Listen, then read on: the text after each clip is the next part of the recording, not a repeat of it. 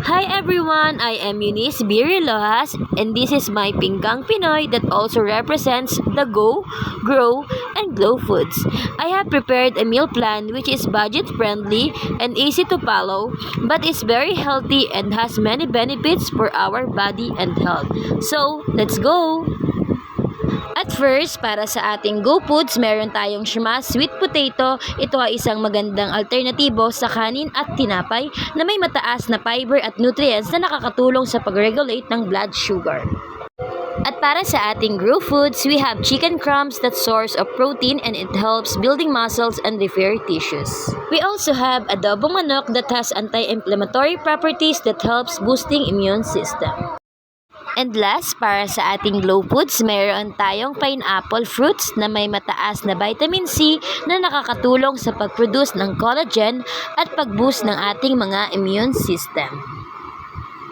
We also have banana fruit na may mataas na potassium na nakakatulong sa pag-regulate ng blood pressure at pag-function ng ating mga muscles. Kaya naman ang aking Pinggang Pinoy ay hindi lang basta masarap at mura, kundi may mga benefits din para sa ating kalusugan na talaga namang kinakailangan ng ating mga katawan.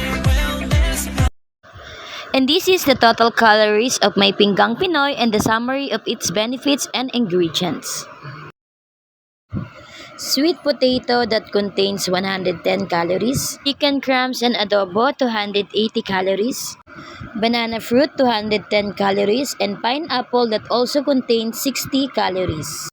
So the total calories I have taken is around 660 to 700 calories na galing sa kamote, manok, saging at pinya. This is a balanced meal na may mix ng prutas, protein at carbohydrates.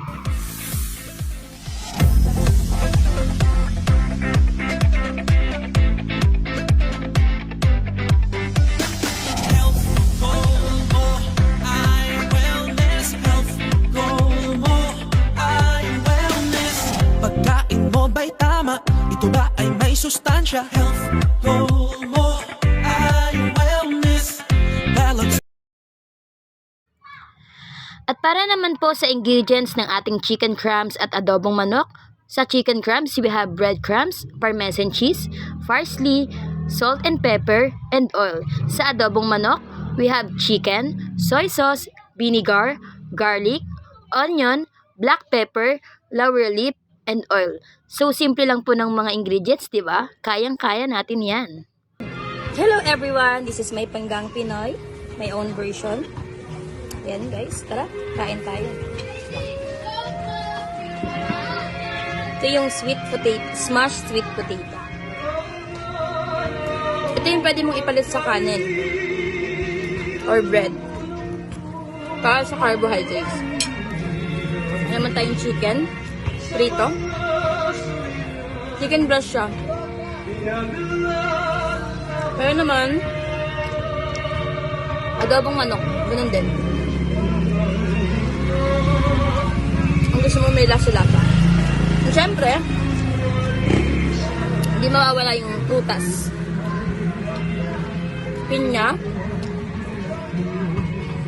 And apple.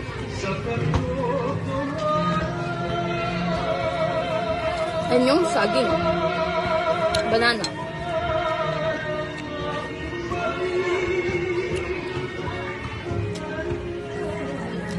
And guys, kainin na rin. Thank you everyone!